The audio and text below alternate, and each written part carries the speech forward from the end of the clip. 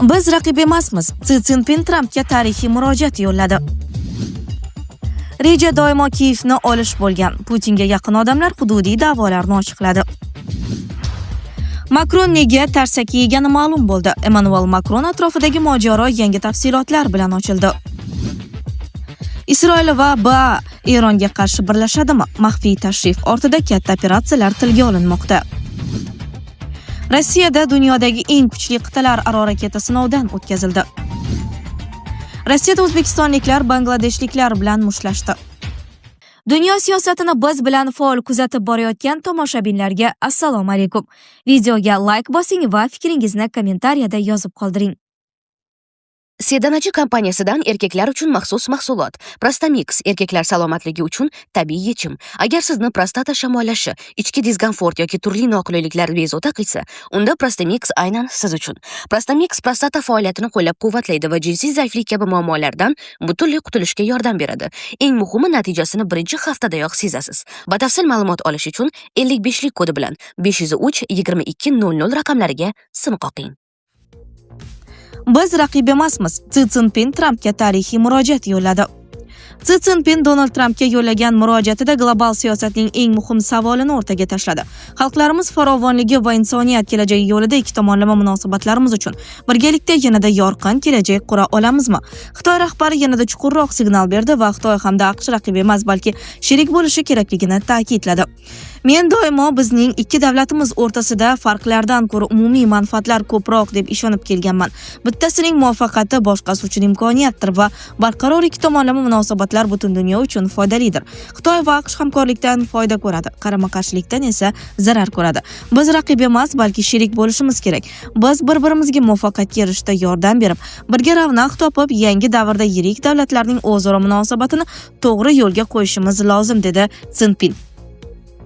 Ammo Xitoy rahbari ogohlantirishni ham unutmadi. Hozirda dunyo bo'ylab bir asrda kuzatilmagan o'zgarishlar jadallashmoqda va xalqaro vaziyat o'zgaruvchan hamda notinch bo'lib qolmoqda, dedi u. Bu so'zlar Yaqin Sharqdagi urush xavfi, global iqtisodiy bosimlar va yangi geosiyosiy bloklar shakllanayotgan bir davrda aytilgan keskin signal sifatida qabul qilinmoqda. Shu bilan birga Trampning ohangi ham kutilmagan darajada iliq bo'ldi. U Xitoy rahbarini kutib olgan bolalar haqida gapirar ekan, ochiq ta'sirlanganini yashirmadi. Men ayniqsa o'sha bolalardan juda ta'sirlandim. Ular baxtli edi, juda chiroyli edi. O'sha bolalar ajoyib edi va ular juda ko'p narsani ifodalaydi, dedi Oq uy rahbari. Bu detal siyosiy muzokaralarning sovuq fonida insoniy va ramziy signal sifatida talqin qilinmoqda. Tramp keyinroq yanada kuchli bayonot bilan chiqdi va Si Szinpinni ochiq maqtadi. Siz buyuk yetakchisiz. Men buni hammaga aytmayman. Ba'zan odamlar meni bu aytganimni yoqtirmaydi, lekin men baribir aytaman. Chunki bu haqiqat. Men faqat haqiqatni aytaman. Bu esa Washington va Pekin o'rtasida munosabatlarda yangi siyosiy uslub paydo bo'layotganini ko'rsatmoqda. Oq uy rahbari yana bir muhim bayonot berdi. Siz bilan birga bo'lish men uchun sharaf. Sizning do'stingiz bo'lish ham men uchun sharaf. Xitoy va AQSh o'rtasidagi munosabatlar avvalgidan ham yaxshiroq bo'ladi. Bu so'zlar fonida dunyo yangi savolni muhokama qilmoqda. Ikki yirik davlat haqiqatan ham keskin raqobatdan strategik yaqinlashuv tomon burilyaptimi? Reja doimo Kiyevni olish bo'lgan. Putinga yaqin odamlar hududiy da'volarni ochiqladi. Rossiya harbiy qo'mondonlari prezident Vladimir Putinni 2026-yil kuziga qadar Donetsk va Lugansk viloyatlarining butun hududi ustidan nazorat o'rnatishga muvaffaq bo'lishlariga ishontirdi. Bu haqda Kremlga yaqin manbalar va Ukraina razvedkasi baholariga tayanib Financial Times xabar berdi. Rossiya prezidenti Putin suhbatlashgan ikki manbaga ko'ra, Putinning Donbassni to'liq egallash istagi tobora kuchayib bormoqda. U urushning dastlabki bosqichlarida front chizig'i bo'ylab jangovar harakatlarni muzlatishga tayyor edi. Men uni hozirgi front chizig'ida to'xtatishga urindim. Ammo u yo'q, men bu borada murosaga bora olmayman deya turib oldi, dedi manbalardan biri.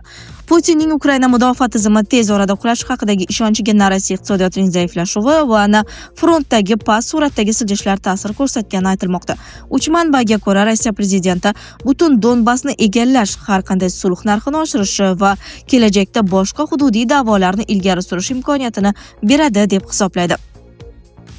Haqiqat shundaki, Rossiya hali ham jang maydonida g'alabaga erishishga harakat qilmoqda va o'zining maksimal talablariga amal qilmoqda, dedi yuqori martabali nemis diplomati.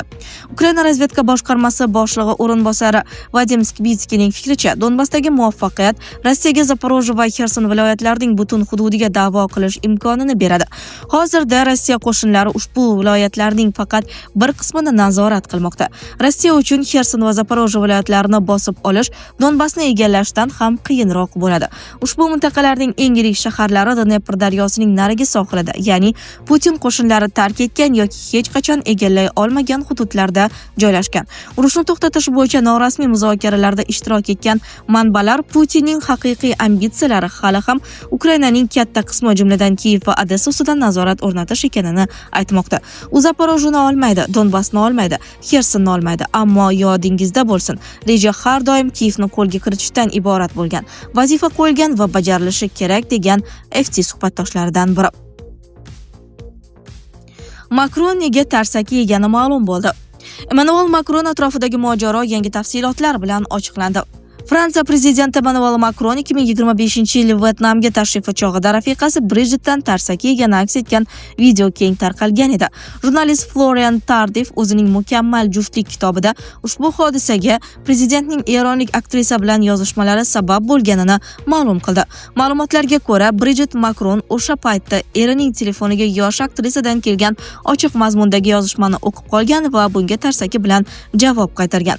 Ushbu holat kameralarga muhrlanib, ijtimoiy tarmoqlarda virus kabi tarqalgan. Bu 48 yoshli prezident va asli eronlik bo'lgan 42 yoshli Golshfet Farahani o'rtasidagi yozishma natijasida yuz bergan. Sizni juda go'zal deb bilaman, degan prezident Makron aktrisaga yuborgan yozishmalaridan birida. Ushbu ma'lumot Tardifning 13-may kuni nashr etilgan kitobida batafsil keltirilgan. Le Parisien gazetasining yozishicha, Eron hukumatining ashaddiy tanqidchisi sifatida tanilgan Farahani bir necha oy davomida Makron bilan platonik munosabatlarni saqlab kelgan. Bu juftlik o'rtasida taranglikni keltirib chiqardi, oqibatda shaxsiy sahna ommaga oshkor bo'ldi, deya tushuntirdi Tardif. Bridgetning yozishma mazmunidan ko'ra undagi ishoralar ko'proq xafa qilgan. Ehtimol aniq yoki haqiqatan ham qoralanishi mumkin bo'lgan hech narsa yo'q, ammo bu haqdagi fikrning o'zi yetarli bo'lgan, deyiladi kitobda.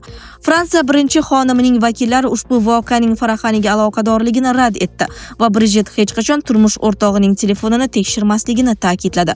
Bridget Makron 5-mart kuni muallifga bu ma'lumotni qat'iyan rad etib, erining mobil telefoniga hech qachon qaramasligini ta'kidladi, dedi vakil Le Parisien nashriga. Farahani ham prezident Makron bilan bog'liq barcha mishmishlarni rad etib kelmoqda. Menimcha, ba'zi odamlarda sevgi yetishmayapti va ular bo'shliqni to'ldirish uchun shunday romanlar yaratadi, degan edi aktrisa mart oyida Le Point nashriga bergan intervyusida. Isroil va Birlashgan Arab Amirliklari Eronga qarshi birlashdimi? Maxfiy tashrif ortida katta operatsiyalar tilga olinmoqda. Isroil bosh vaziri Netanyahu Eronga qarshi urush paytida Birlashgan Arab Amirliklariga yashirincha tashrif buyurgan. Bu haqda vazir idorasiga tanib The Times of Israel xabar berdi. Netanyahu tashrif davomida amirliklar prezidenti Shayx Muhammad bin Zoid bilan uchrashgan.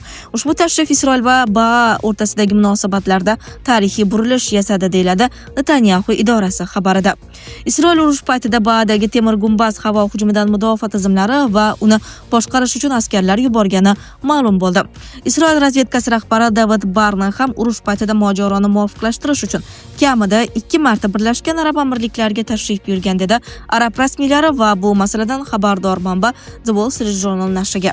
Ta'kidlanishicha, ikki davlat Eronning yirik neft-kimyo obyektiga hujumni ham muvofiqlashtirgan.